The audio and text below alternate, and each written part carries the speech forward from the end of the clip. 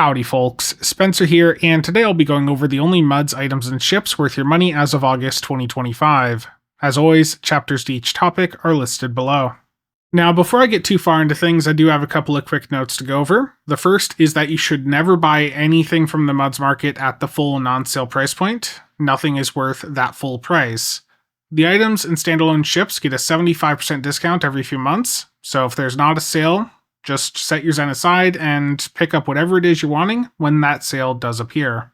Second is that these are old event rewards and the interface will not notify you if you already have the item on your account. You can see here that I can purchase the Pahvo set, but if I look at my events reclaim window, you can see, if I scroll down on space equipment, that I have the Pahvo gear unlocked. So I have that unlocked on my account, yet it would let me go in and buy it again. So make sure, if you've been playing the game for more than a year, to double check your event reclaim before you pick up anything in MUDs, because you may already own it.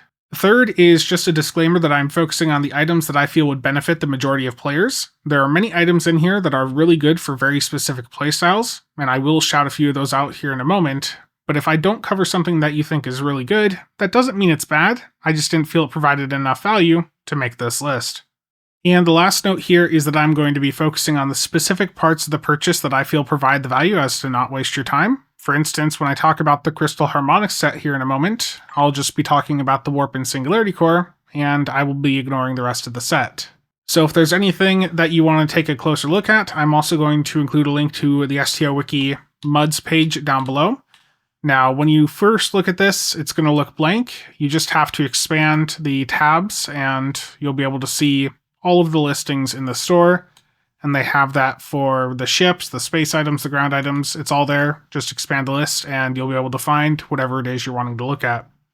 And starting off is the items that are highly desirable to specific playstyles. First, here's the Crystal Harmonics space set, and as I just mentioned, the entire value of this comes from the Warp and Singularity cores, which are highly desired on many higher DPS builds, as you defeating an enemy while this is slotted will create 1 to 2 Tholian Warp Crystals.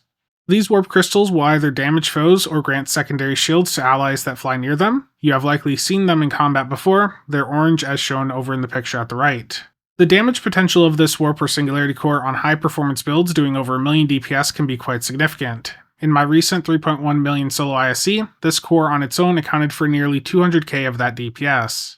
But if you're not at those higher DPS levels or are frequently not the one landing the final blow on foes, then this will likely not be worth the 3,750 Zen price tag. And next up is the Risian Weather Control Vessel, which also does come with 3 Ultimate Tech upgrades, though it is a bit pricey at 4,250 Zen. The ship isn't that good. The entire value here comes from the console on it, the Neutronic Eddy Generator, which even after being nerfed is still commonly seen on EPG builds. It's no longer the top performer, but it still does quite well. And here is a visual demonstration of this. Now I am not on an EPG build, so just keep that in mind. So you have most certainly seen some science build use this before, and if you're looking to pick it up yourself, that Risian Weather Control Vessel is how you get it, though again, it is a bit pricey. Next is the Hysperian Intel Battlecruiser. When this ship dropped a couple years ago, it received a lot of praise for having quite good stats for an event ship at that time. However, now that it's 4,250 Zen, it costs more than Zen ships, and its stats don't hold up quite as well in that realm. So the primary value here shifts over to the accessories, of which both the console and trait offer quite a bit for niche exotic playstyles, and also for some disruptor setups. The Starship trait is 5 magics. When you deal damage that is any of the 5 magics, fire, cold, electrical, radiation, or psionic, it will apply the following for 15 seconds. Plus 5 current engine power per second, and plus a Cat 2 bonus damage buff to the 5 magics and disruptor, and that is going to be a base of 15%, plus 0.15% per engine power. So if you're at 100 engine power, then this would be a 30% Cat 2 damage buff for all of those damage types. And then the console here is the Dragon's Blood Flame Reactor. The passives on this are plus 20% Cat 2 for Disruptor, Fire, Cold, Electrical, Radiation, and Psionic damage, and then plus 10 current and 5 max engine power. And the clicky on this is really fun for exotic builds. It's going to fire a cone of fire out the front of your ship. It's going to do fire damage to up to 5 foes within a 50-degree 5-kilometer cone in front of you, and the damage it does will scale with your engine power. However, it applies a stacking 3 engine power drain per second, but if you go down to 0 engine power, that is not going to shut the console off. But what that engine power will do is determine how quickly the console is going to recharge. So if you are able to maintain high engine power throughout that 15 seconds, then the cooldown of the console will be drastically reduced. And here's a visual of the console. You've probably seen this one before as well. Now, the size of this can scale up based on the size of your ship. However, no matter what the size of that effect is, it is always going to be a 5-kilometer cone that is only damaging up to 5 targets in that 50-degree arc. So sometimes you'll see it extend much further, but there is still that limitation for what it's actually doing. So some of you are probably surprised that the Hysperian is not something I broadly recommend, but given the high costs here, I think the average player is going to be much better spending their money on other ships. It was a great ship when free, but those days are long gone.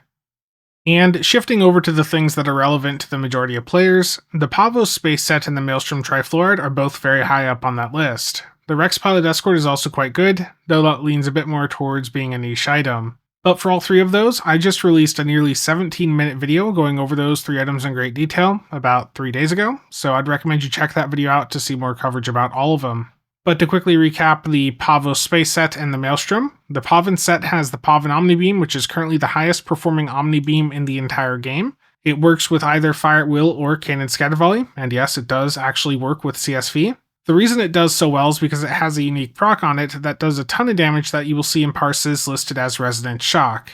And for the Maelstrom, it's a hard-hitting charge-based torpedo. The only other Maelstrom we have so far is from the legendary First Strike bundle, which goes for almost $80 during 35% bundle sales. So this coming in at $20 is a nice budget alternative. And performance between the 2 Maelstroms is very close. It really just boils down to your visual preference. Next up is the Imperial Rift space set, also known as Revolutionary or Revo. This is a full deflector engine core and shield set, and it is popular for 2 reasons. The first is that you can reclaim it right away on alt characters and have a decent set to use while leveling up and working towards better sets from the reputations. And number 2 is because the 2-piece set bonus is very powerful for exotic builds due to the exotic damage critical severity buff it provides, which scales up based on your starship weapon amplification skill. So this is why you see some science builds out there rocking the Assault Formation Theta trait along with an Attack Pattern Omega on the build. The point of that is because they're trying to buff up that 2-piece. So right now, you see the 2-piece is at 48.9% exotic critical severity. And if I go in and activate Assault Formation Theta, and I recheck the set, you can now see it says 117.3%. So for an exotic player looking to really buff up their exotic abilities, this is a great combo to have on hand. If you don't care about the EPG aspect, then it's up to you if the 3000 Zen or $30 is worth it for a full deflector, engine core, and shield set that you can use right away on any new characters or any alts that you don't want to work on reps on. And next up is the Kuumaarke Visionary Ground set at 3000 Zen. This consists of an armor, shield, kit module, and ground weapon. As with the Revolutionary set, this is a great set for alts that don't have access to better rep or mission gear, and it's also great for your bridge officers. All but the kit module can also be re-engineered, and the set bonuses can be quite handy with all the K-perf buffs. Just keep in mind that this set does produce quite a bit of visual spam and flashing lights in combat. I'll have a video linked below showing what this set looks like in full use when it's on a captain and all 4 bridge officers. Next is Sylvia's Feline Charm. This costs 2000 Zen and also comes with an ultimate tech upgrade. This is a ground item that can be used from your inventory. You do not have to put it into a device slot. It can be used outside of combat, and what it does is it turns you into a cat for up to 60 seconds or until you enter combat. During your time as a cat, it provides a nice speed and jump height buff. Basically, this thing makes it easier for you to get from point A to point B on ground. It's silly, but for those of us that have it, it is a nice quality of life improvement to run faster. Now, to demonstrate this, I'm going to run on this bridge here. So I'm going to just run normally first. And you can see my bridge officer's fallen a bit behind, but nothing too crazy yet. Now I'm going to wait for the bridge officer to catch up, and I'm going to run back the exact same way with Sylvia's Feline Charm active. And you can see I am significantly faster than my bridge officer now, so That speed buff is quite nice, and again, there's also a jump buff associated with this as well. So you're jumping a little bit higher.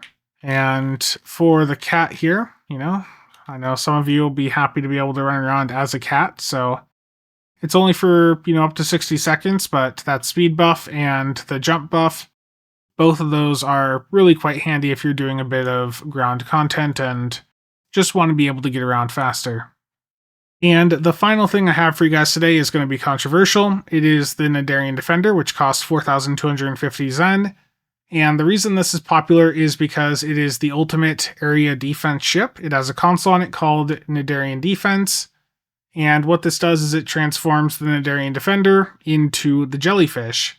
This is going to damage any foes that come within 10 kilometers of it, and it will also heal any allies within 10 kilometers.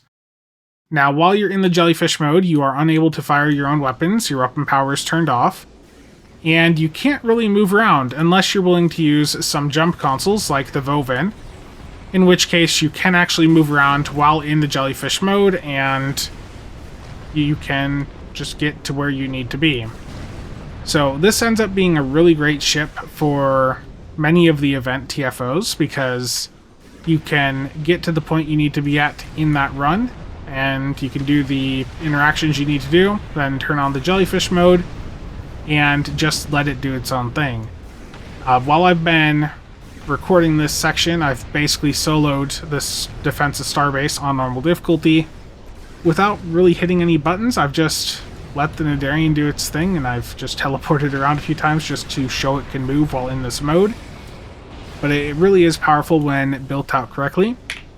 Nick NB has a build for it, and there's a few builds for it posted on the builds Discord as well.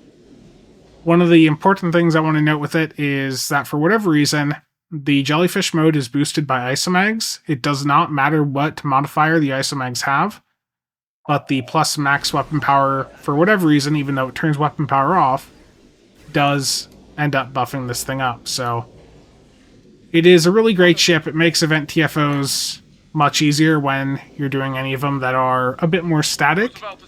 I understand why people are not the biggest fan of the ship, because it is going to take out most enemies that go within 10 kilometers of it, and it's a big visual effect, so I understand why it's disliked, but it is just so extremely effective.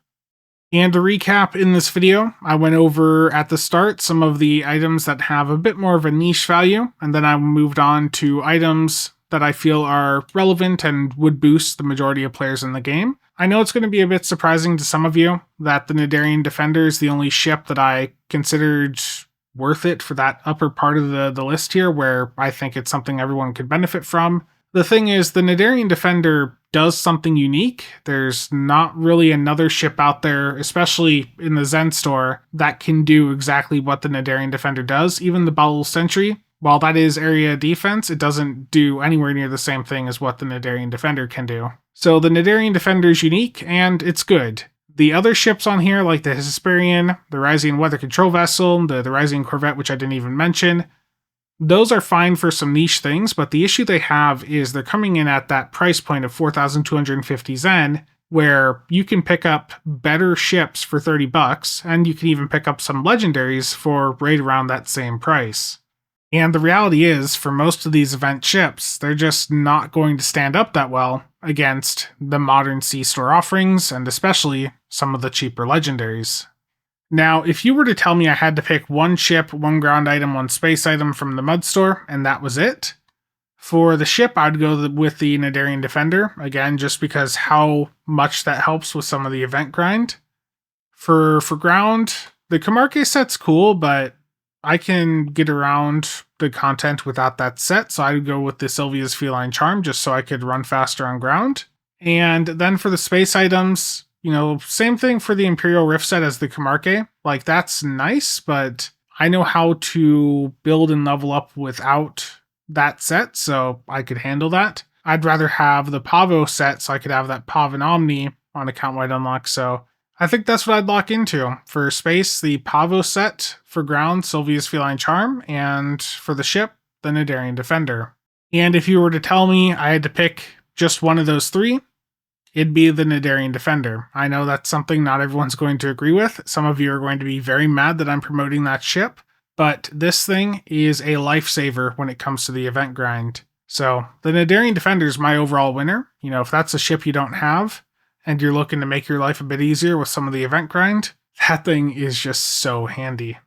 But that's all I have for you guys today. If you agree or disagree with my list here, feel free to leave a comment down below. And if there's something I missed, feel free to drop it down there as well. But that is it for today. Thank you to all channel members and viewers for the continued support. See you guys around.